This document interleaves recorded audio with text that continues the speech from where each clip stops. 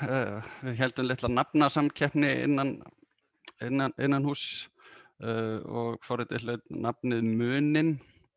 Svo erum við reynda með annað fyrir húsaskráningu sem heitir Huginn, náttúrulega.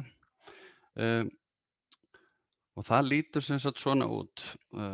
Þetta er, ég ætla svona að byrja á því að biðjast afsökunar á útlitinu. Við höfum ekki lagt neitt í hönnunin á þessu. Þegar við settum þetta saman upphaflega þá var bara lögð aðaláherslan á að koma okkur niður á einhverja funksjón og svo voru sendar út skýringamyndir til St. Andrews sem að þeir notuðu bara í forritið, þannig að það verður kannski næsta skref hjá okkur að fara betur út í hönnunin á þessu. Hugmyndin er að hafa þetta bara eins einfalt og mögulegt er. Þarna geta notendur skoðað minjar í sínu nágrenni. Það tekur nú svona, ég er nú með gamlan síma þannig að það tekur smá tíma fyrir það að hlaðast upp, en þetta er nú alltaf að koma. Og hugmyndin er svo að við í rauninni fylgjumst með þessu í bakenda, allt sem kemur hérna inn. Já, nú er þetta komið upp.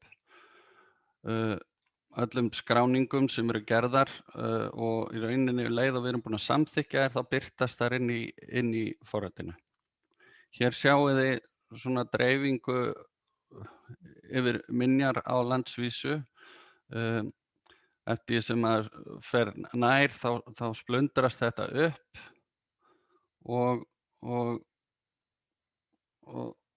þegar það er komið svona tákn þá er hægt að smella á og fá upplýsingar fornleifarnar.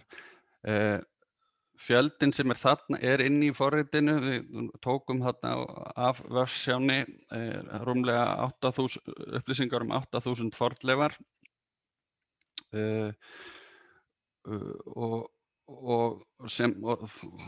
sá svona grunnur er eitthvað sem verður alltaf uppfærður, þannig að hann verður kannski meira í syngi við það sem er í gangi á vefsjánni þegar fram í sækir. Það er náttúrulega miklu fleiri og hraðari vinnsla á vefsjánni heldur en þessu. Þannig eru við bara eru einfaldar upplýsingar þetta. Þetta er vegur sem er kallað Klóavegur, gata. Tegundin er að þetta er gata og svo er það leið. Og hlutverkið er leið. Þarna koma upp upplýsingar hnit og svo framvegis. Og hér er líka hægt að hlaða inn myndum af símum eða taka myndir. Ég ætla að sýna ykkur hvernig skráningin sjálf fer svo fram á eftir.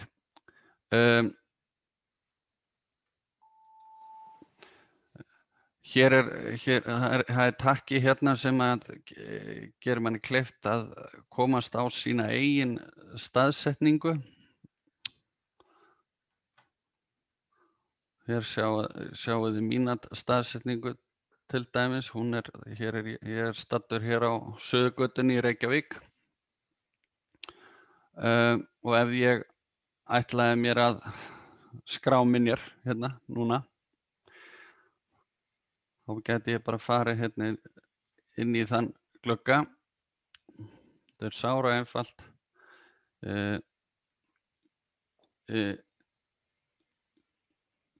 Appið skráir sjálfkrafa inn hnit, eða á að gera það. Sko, hér eru þau komin. Ég ætla bara að skrifa hérna Suður.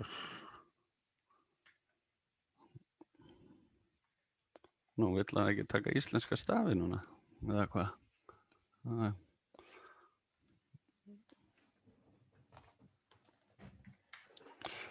Þegar ég er búinn að setja inn örnefni, ef einhver slíkur er að skipta, þá get ég valið hérna hvernig minjar þetta eru sem ég er að skrá. Í þessu tilviki er það hús. Það sem ég er staddur, segjum það bara. Hlutverki getur verið ýmislegt. Segjum bara að þetta sé baðstofa.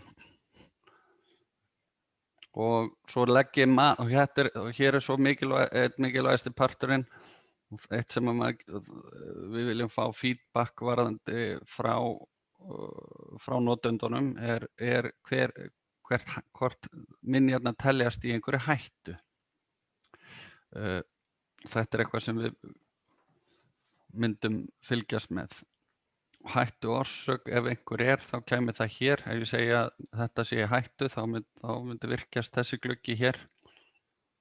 Og þá geta verið ýmsar ástæður hérna, ástæður fyrir því.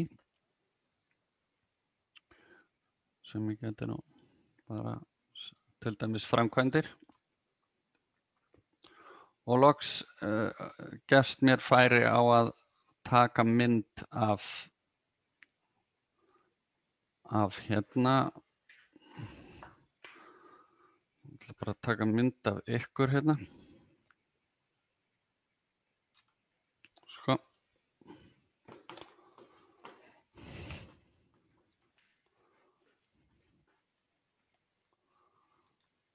Samþykkið þetta.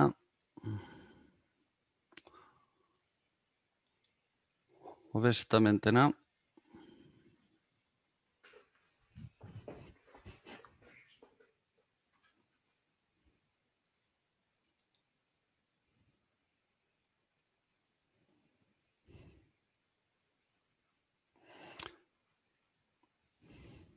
Sko.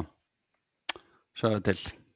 Þetta myndi náttúrulega fer ekkert náttúrulega út í lofti fyrir en að ég búinn að samþykkja þetta í bakendanum, en þetta bara svona rétt til að gefa ykkur hugmyndum hvernig forritið virkar.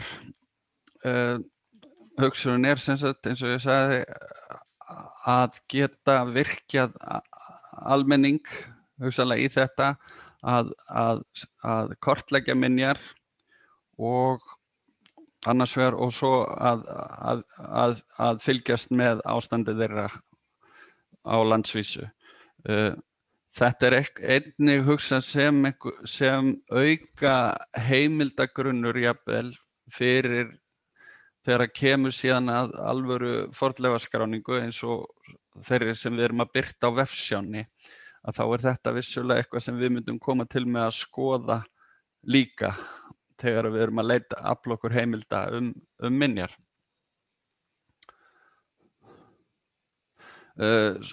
Möguleg framtíðarmúsík í þessu svo að gera ráð fyrir hugsanlega stórnotendum að þessu, eins og til dæmis áðurnefndu fornleifafélagi á Súgandafirði og það eru nokkur sambærileg félög víða landið sem að gætu þá átt kost á að koma inn stærri gögnum, og þá erum við að tala heimasíðu sem yrði þá tengd þessu forriti.